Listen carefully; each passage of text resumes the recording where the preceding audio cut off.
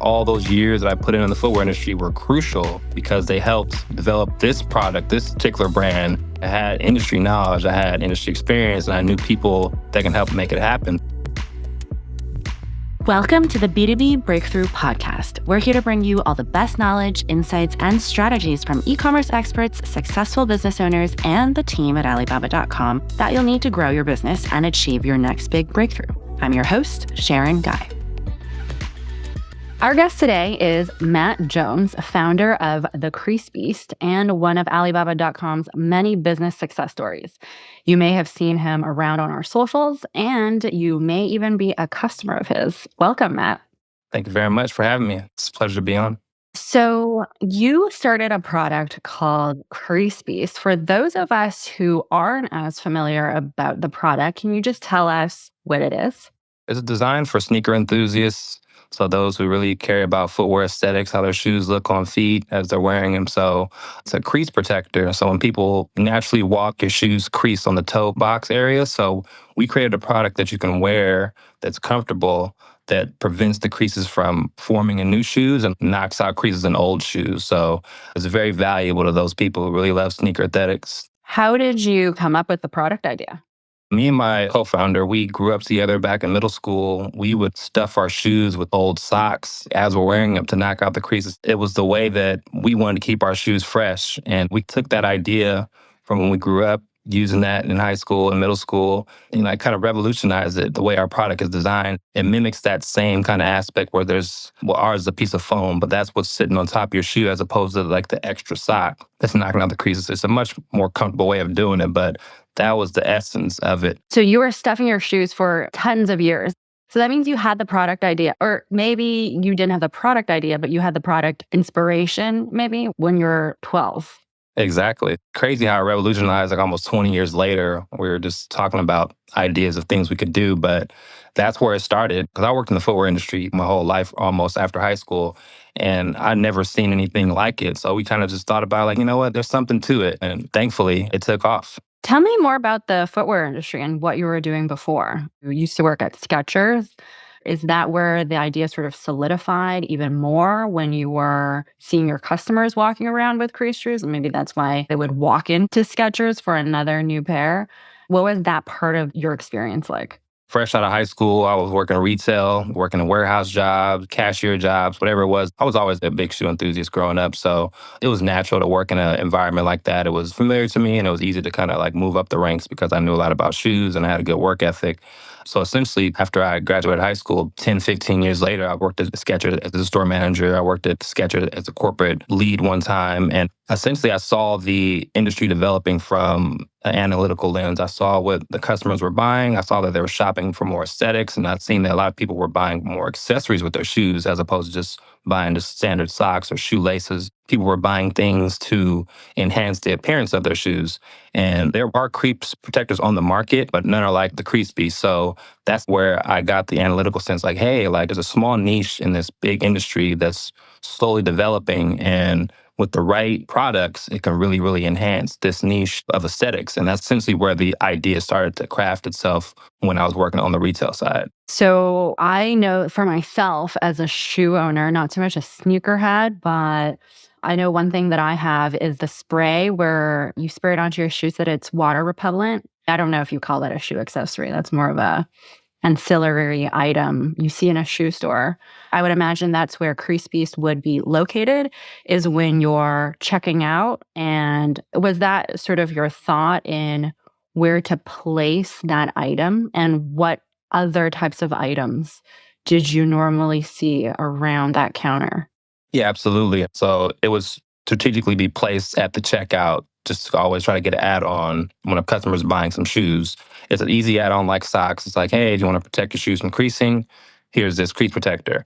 And I kind of seen that from the product itself, crease protectors in general were selling a lot more over like the past 5-6 years. I'm like, okay, the fact that people are open to the idea of wearing something inside their shoe that's not necessarily a shoe cleaner or anything like that, it's actually just to enhance the appeal of it. I started to see that there was an opportunity there.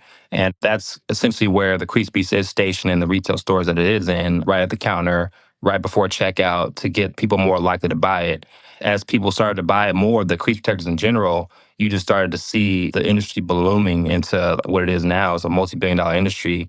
And old shoes are now one of the big things. People buying all vintage stuff and reviving them. And that's a part of the revival process, not just cleaning them, but knocking out the creases. So this niche kind of developed at the right time where we introduced the Crease Beast. The retail aspect of my background played a key part in the development of it. That's such a good point because right now I think there's that trend of sustainability and the circular economy to not maybe buy a new pair of shoes, but just revive an old pair. I can see the product really coupling well with that. I must confess, when I first saw the product, I was like, wow, this is a premium product. You're selling tons of it. But the first thought that I had was, why isn't his product the entire sock? Why just that little tip part where you put the foam inside? Why don't you keep continuing and completing for the rest of the foot?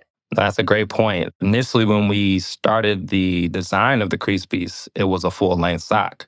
But finding the right manufacturer for it has been very challenging because it's a sock that essentially has never been created with a pocket on the top of it. Like there's been socks that have like pockets on the tube part or things of that nature, but no one has created a sock essentially for crease protection that's on the top of the metatarsal area of your foot. So over the past 2 years since we launched, we actually been working with manufacturers on the side trying to get a full length sock developed. And breaking news, but we have finally found it. It's going to be released in the next few months. So it's been a long journey to get the full length socks, but that was the initial path at first. But it was just so hard to find the right manufacturer to do it because it was so technical. But now we finally found it and we've approved a prototype and it's going to be releasing very, very soon. And we think that that's really going to like take off because a lot of people don't like the idea of wearing two socks because they think their feet get hot, even though it's a real thin sleeve. But just the general idea of wearing two socks might stray away a potential customer. So we are developing a sock. It's on the way, and we cannot wait to release it. So speaking of manufacturers, you went on Alibaba.com to find your manufacturers. Was that the first place that you thought of when you were looking for a manufacturer? Or did you look around at your local textile shops to find somebody else local to you? Absolutely. Alibaba did not come first. I thought, although it would have been very beneficial, it saved me a lot of time if I'd known about Alibaba and all the capabilities through the platform. But it first started off with this local seamstress kind of giving her the sketch and like, hey, this is the idea of it. Can you make some kind of concoction that looks similar to what the sketch is? And then that kind of gradually developed into like, okay, well, we realized that since this is a new invention, maybe we should seek outside counsel for it. We just kept digging around. We got a few good prototypes from our seamstress. And once we had a nice prototype, we came across Alibaba, and that's when we started to reach out to manufacturers through that platform. And then it was like a domino effect. We ended up finding a good person to make a sample. One thing led to another, like, okay, this can actually work. Samples at functioning prototypes. And like we ended up, using like a sample group to test them all out. So I think Alibaba was probably third in the process on finding a manufacturer. We started local, then we sought a bigger company, but then eventually landed on Alibaba. So in a previous episode, we talked to someone who created a product called Shampoo Time. And her product was this mat. And she said that she built several iterations with several different manufacturers in kicking her product off. And also she said that it was pretty tough to find a manufacturer at first because she had a small order size. Did you have the same difficulty? That was absolutely a challenge because every single manufacturer has different protocols on their minimum order quantities, how much you have to order before they even start production or even a sample. Like everyone's different. So we did come across a few manufacturers at first that like, no, you have to order a lot more before us to do production on something like that. Since it was a custom production for those sleeves, the foot sleeves, it took like a whole assembly line of people to make it. So like they wanted a certain amount that you had to buy first, but that was definitely a hurdle. Eventually we found some that agreed to produce a small amount because launching out, we didn't want to invest so much money to where like we have so much inventory, we're just sitting on it if it didn't work. So we wanted to start with a small amount. We started with 2,500 units. And we finally found a manufacturer who was able to grant that request. And thankfully it worked out that way because gradually the orders increased. But for them to take a chance on us, they basically said, we'll do it, but you got to show that orders will increase over time. And thankfully that relationship has become fruitful enough to where we're getting a lot bigger orders now. And they're thankful that they took a chance on us. Do you think you have a pretty good relationship with that manufacturer by now? Where are they located?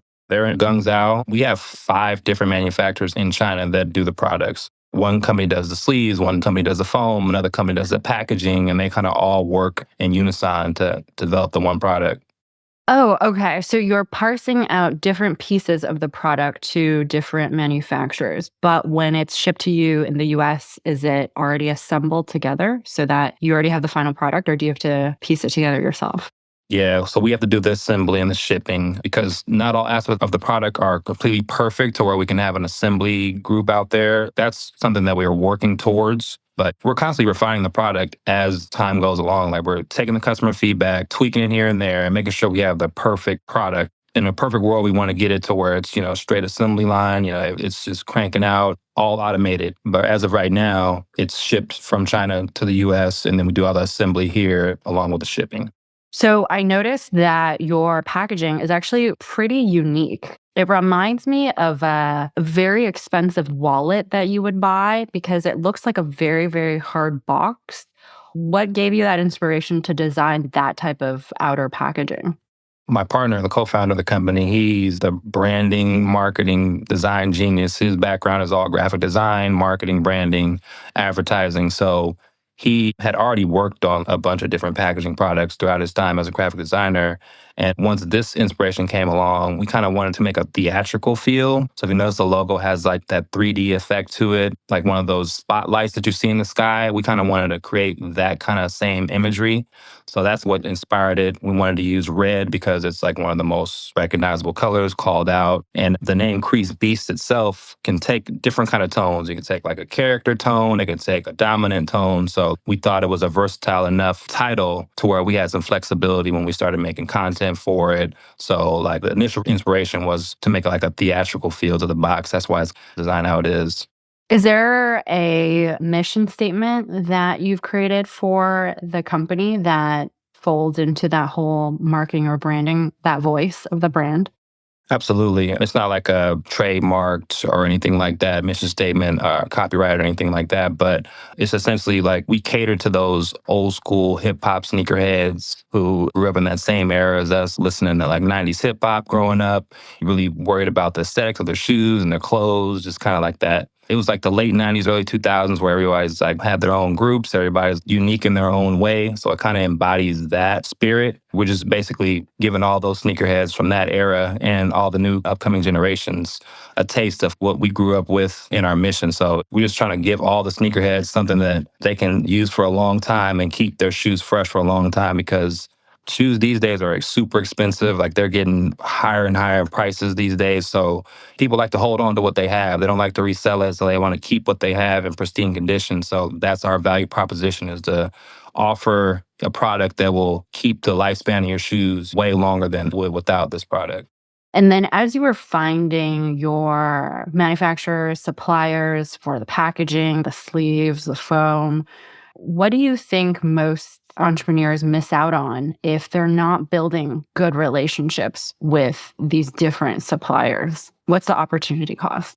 I mean, it's essential to develop a relationship with your manufacturers. Obviously, it's a business transaction at the end of the day. Like these are people, they have their own individual lives, and they all come to work to put the best possible product out there for their clients. And, we have to remember that human side of the business. And we take time to really thank them and tell them that we appreciate them and, just keep them encouraged when like a sample isn't right or we have to redo something. Just having a human side of your relationship is important because as these relationships grow and they foster and they become more fruitful, you become to recognize that they can offer more, essentially. It's like we've had manufacturers who we wanted to do one product because that was what their expertise was. But as the relationship developed over time, like, hey, we can do this too.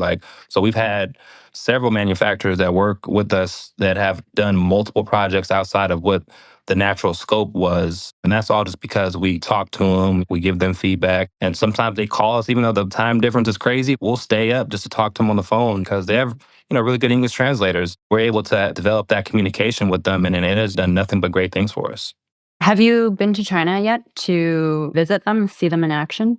Not yet, but that's definitely on our bucket list. We want to do that in the very near future because we're just curious. We just want to see the environment, see how it works out. And they've invited us, like, hey, like, yeah, whenever if you come out here, come check out the facilities, see how everything's go. That's definitely on our list of things to do. Yeah, I think in China, the sneakerhead culture is also starting to bubble up. I also think it could be an interesting product for the Chinese market too, if you ever do venture over there. So when you first launched, was your first social media channel, what were you trying to concentrate on in terms of launching? Instagram was our primary focus because we just look at all the stats of all the social media, and that was the number one recommended for startup growth. Instagram has so much reach that if you have some viral content, you're able to get a lot of followers, very fast. So we concentrated on Instagram first, but we made accounts for every platform out there, but we concentrated on Instagram content and then kind of like use the same content we posted on TikTok, Twitter, YouTube, and a variety of other platforms. Did you hire somebody to do that for you, or were you a social media guru to begin with? So my partner, he's the social media guru. So he's the one who designed the whole layout of the Instagram and all the pages and like how everything is sequenced out. The content we both collaborate on, like he does all the video and the editing and all the nuts and bolts of it. But like we both creatively come up with concepts for videos and like how they're all structured and laid out. So, I have a hand in that part. I do more of the logistics side, but whenever we do create content, we just do it together. And we've hired random influencers here and there just to do product like videos and content for us. But for the most part, we do everything ourselves. Yeah, I think I've seen you in some of those videos. And I think you guys also design your own storyline, you write your own script and then shoot it. Does that come pretty easy to you, or does it take a while to come up with the different scenarios to insert that product? Because ultimately it's a piece of content, but it's also an ad.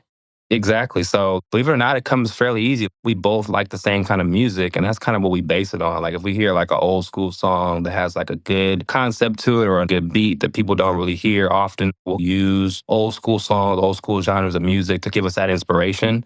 And then sometimes based on the lyrics of the song, the beats and how they transition, we'll kind of use those to our advantage in the video to sync up with the movements. So we have a whole formula in place, but the inspiration is pretty easy. We just sit down in the living room and just throw on some music and kind of think like, oh, this song has some potential to throw some Crease stuff in it. Like the song may not even directly relate to shoes at all, but sometimes it's catchy enough to kind of get that viewer in there. I have never heard of that way of creating videos before, where you pick out the background music first, which sometimes for some video creators, that might be the last thing that they think of to pair with the video. Okay, that's interesting. So then it also sounds like, because there's so much of that music influence, are you hoping, or maybe you already are, working with some hip hop artists right now to either be an ambassador for your product or figuring something along those lines? Because in another interview we had done with Shampoo Time, the founder had said that Cardi B, Nicki Minaj, they would have just found her product and shot videos around it. That also contributed to her follower count. Is that going to be weaved into your social media strategy or marketing strategy somehow down the road? Absolutely. That's our goal, is to find people in that area that we were influenced by, popular artists that come from the same background and love shoes, love hip hop. So we definitely want to get an influencer of that magnitude eventually. I think with our natural growth and the traction that we're on now, like we'll eventually come across those communication channels where we can actually find or reach out to some of these artists that we envision will work well with our product and how our social media is set up. So that's definitely a goal. Nothing as concrete as of right now, but like kind of as we grow, we're just looking at our followers to see if one of our followers becomes one of our favorite artists and we can reach out to them directly. So we're just kind of waiting for that opportunity to present itself, but that's definitely in the plans to market our product better through those hip hop artists. They say 2024, especially the time that we're in now, it's a time for manifesting. Is there a particular artist you would love to collaborate with? You can give them a shout out on this podcast. Yeah, he's a fairly new artist. His name is Conway the Machine. He just kind of embodies the whole spirit of what we're doing.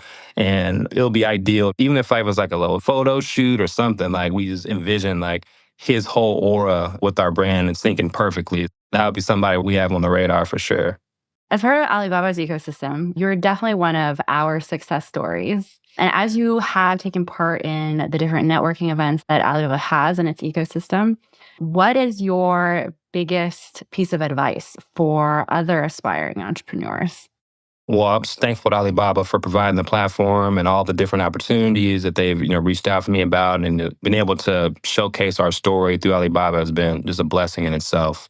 But as far as advice to new entrepreneurs, I would just say just take that chance, don't always follow a trend. That's the easy thing to do. Like see something that's successful and mimic it and just hope for the same kind of success. But if you really believe that you are an innovator at heart and that you have unique ideas, take a chance, step out in faith because you never know that it could work out for you. That's essentially what we did. We put something out there that didn't exist and the world took to it. And, we have a lot of people who are thankful that we took the chance. So that will be my main advice to entrepreneurs is just stop waiting around. Don't wait for things to be perfect. It's going to be hard to get things perfect in your head how you want it. But if you just step out there with an imperfect way, you'll be surprised on how many people embrace you and kind of give you more confidence to keep going. So I would definitely tell entrepreneurs to embrace that innovative side. Those ideas that you think in your head can only work, they might work in the real world. So, it's really important just to put them out there. Was this your first product? Yes, it was the first product. So you were one of the lucky ones to have not had launched something before and maybe it didn't go as well as it did for you. So I guess what traits or qualities do you think entrepreneurs can have when they're launching something? Although this wasn't my first product ever being launched, in this consumer product goods space, but, there were other businesses that I tried before, just the real estate, cars. I tried a bunch of different avenues of the entrepreneurial lane that weren't successful that helped me gain the confidence, even though I wouldn't look at them as failures. I just feel like I don't have the resources to complete these right now. So let me just pivot and move on to something that I may have the resources or I can gain the resources to do. So that's what really pushed me over the finish line was perseverance. If I didn't have the confidence, even through failure, to try something else, then I would have never succeeded at this. So it's really important to go through those bumps in the road because I think they develop your character and they give you that hunger to keep striving for more because sometimes that first pivot doesn't go the right way, but the second one might be the best thing that ever happened to you. I kind of walk with that mantra like, all right, the next idea might be the greatest thing I ever came out with. So I'm gonna just keep putting them out there and just hope for the best. Obviously you do your research and you want to do it the right way, but there's a lot of equity in just taking a chance. It sounds like the launch was very successful, but was it all rainbows and roses from day one, or were there some challenges? Yeah, there were definitely challenges, I would say, on the supply chain side, like with getting things manufactured in China. It could be 30 days to 90 days, 120-day turnaround, depending on what time of year you're doing things. So being mindful of how you're structuring, your launch with your manufacturers is very crucial. A lot of people get things manufactured all over the world, but, knowing the timelines on things, that was a hurdle for us because we were told, okay, to expect it on this date, but then it got pushed back another month. And then we had to redo all of our social media that was slated for the date that we originally had it scheduled to release. So I think being succinct with your supply chain, that was really crucial. And those are hurdles that people can't avoid in this process of launching a product if they know exactly when to expect things and knowing that there might be hurdles along the way. Do you think as a way to de-risk from the supply chain side is to maybe find two manufacturers so that if one can't fulfill a certain need to potentially go to the other? Or how would you de-risk that? It'd be ideal to find manufacturers that were close in proximity, but sometimes that's not always what's feasible, especially when it comes to certain products that certain areas of the world specialize in. If you want the best quality product, you got to go to a certain part of the world for it. But it would be ideal to have two manufacturers in place. We did have two manufacturers for each part of the product, but they were all still in China either way. But we ended up getting stuff from multiple to finally choose the ones we wanted to go with. So that helped. But if a up-and-coming entrepreneur had a way to get two manufacturers in different parts of the world for whatever they're, launching, if it's something along those lines, then I would definitely recommend that because you just never know what to expect from the supply chain and throughout those other countries. Yeah. So also in previous episodes, we talked about how entrepreneurs, when they have restrictions with their capital, that they can always go to grants for some help. And I know you have been the recipient of many different grants. Are there certain ones that you recommend other potential entrepreneurs to try out or apply to? Absolutely. I mean, these grants are there, and a lot of people don't have the networks available to know when they're available and you can apply to them and that you are eligible for them. But it's really important to get in those circles, sign up for those newsletters. For example, the Chamber of Commerce, they produce a weekly and sometimes monthly listings of grants that are available through different sectors of the business industries of the world. Hello Alice is another good one. That's how I found the Alibaba grant through Hello Alice. And they have a huge network of different kind of grants that are available for different businesses, minority entrepreneurs, women entrepreneurs, veterans. I mean, the list goes on about what's available out there. It's just really knowing that they're available and you can apply to them and that you're eligible for them. Like most people are just completely oblivious to those networks. So that would be a recommendation of mine to other entrepreneurs is sign up for the Chamber of Commerce, sign up for the Small Business Development Center that's in your local area. Have you ever hired a business coach before? We have not personally. That's something that we entertain because we've been through like a few accelerator programs where they would like assign us a mentor and things of that nature. So essentially, we've had coaches throughout the process. We just never like formally hired one for us directly. But if that's in the budget for up and coming, I would definitely recommend it because they're going to just prevent you from making mistakes that you might not know about because they've been through it, they've coached other people through it, and they can give you that essential advice to help you avoid some of those pitfalls.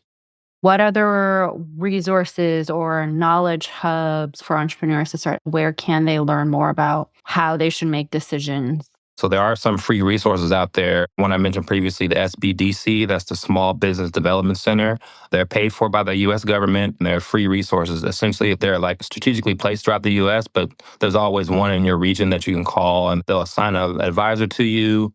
They'll set up meetings with you. They'll look at your business plan, analyze it, and give you ideas and advice on who to reach out to. They're there as a free resource for us. So if you have zero budget for anything, that's something that you can tap into. The SBDC, they're all over the US and they're there to help us thrive in our businesses because without small businesses, the US economy is nothing. So they want to make sure that the upcoming businesses have the resources that they need to, really thrive. Where else do you turn to for inspiration? Are there certain brands that you aspire to take a page from their playbook? Absolutely. Nike is the number one footwear brand in the world by far. So like pretty much everything they do we have a close eye on. We're kind of like, all right, if Nike is doing this, like there's a reason why they've done the research. They have the unlimited budget to do whatever they want. Companies like Kiss is another one we look at, as we aspire, like we like their aesthetics. We like how they're tapped into the hip hop culture, the sneakerhead culture. It's very inspiring. So we always look at Nike and Kiss as like the two main brands that we aspire to be like. Crease Beast is also one of those products where you might buy a pair and then it might be tough to have the same customer repurchase. Are there new products that you're launching down the road where you're trying to get your current set of customers to purchase again from you? Absolutely. And that's where the socks creates that opportunity. Socks have a certain lifespan to them. And if you look at like the real big sock companies like Stans, Bombas, they all operate like on subscription style businesses. That's something that we envision for our socks too, is like a subscription model to where we keep that return business coming. We also plan on releasing our own version of the footwear products that are out there today. Your standard shoe cleaners, your sneaker wipes, sneaker sole protectors. Like there's a bunch of different products that are out there currently that we plan on putting our own twist to where it kind of create those other customers. And we also have some new inventions in the footwear space that we're going to come out with as well under the same umbrella. So we have a huge product line that we're gradually rolling out, year by year. But as of right now, we have plans for the next 5-10 years to gradually release different kind of products and new products to the space. Since we're talking about feet accessories, I have always thought of, I don't know if one day you want to have a section for women who wear heels, like a heel beast. The balls of my feet really hurt when I have to wear heels for a very long time. Have you thought about something specifically for women and in that direction for comfort of something when you're wearing a really, really tall heel? Absolutely. You'd be surprised how many women have reached out to us and asked us about that exact product. Like, hey, like I see you guys, use memory foam in your product. I know that there's always that friction issue that a lot of women deal with, not only in the back, but like on the balls of your feet, the metatarsal area. There's a lot of areas of the heel that could be padded. So we've definitely looked at that. We're kind of developing ideas on the best way to present that to that demographic, but it's already in the pipeline. So recognizing these little problems within this niche of the industry has been valuable with this brand because we've gotten ideas from our customer base that lay the foundation for the future. We're looking into that space of women and heels because we know it's a huge market. A lot of women wear heels on a regular basis daily. So why not make a more comfortable experience? Or I think it's more like a lot of women avoid heels because we don't want to have painful feet. So we end up not doing it. We end up not wearing the heel because there is no solution to reduce the pain. I can totally imagine. And I'm here for you. What has been your proudest achievement so far as a business owner? Just the fact that we invented something that didn't exist, like that in itself, it was a huge accomplishment because it was a huge risk. I mean, because most people are more susceptible to like newer versions of things that already exist. That's like the safer thing to do. But when it's something completely new that has never been introduced, especially to the footwear space, to where footwear industry has been blooming for years. I mean, everybody wears shoes. The popularity has increased a lot. So to introduce a product that was never seen in this space and for it to be received, that is a huge compliment to us because in our head, it worked. Nice. What would you say are your biggest learnings in 2023? It was probably learning that everybody has a different experience. Not one person who has an issue with a certain product doesn't mean the entire demographic feels the same. We started off with one size of the Crease Beast. Now that there's 5 different sizes of it. So that all developed over time, getting feedback and going back to the lab and coming back out with different products. So we launched pretty much every single size except one more coming out last year. And that was all based on the feedback that we were getting throughout the year. So it was a great learning experience to kind of not take it as criticism, but like constructive criticism. Like, hey, like your product is good, but for my foot, it'll work better if it was a little smaller or a little skewed. So, we took that feedback and ran with it. It made our company grow even more. So it was a great learning experience. And finally, did you ever think one day that you would be founding this type of company that's also making this product innovation? Did you ever think you were going to be at the spot you are right now?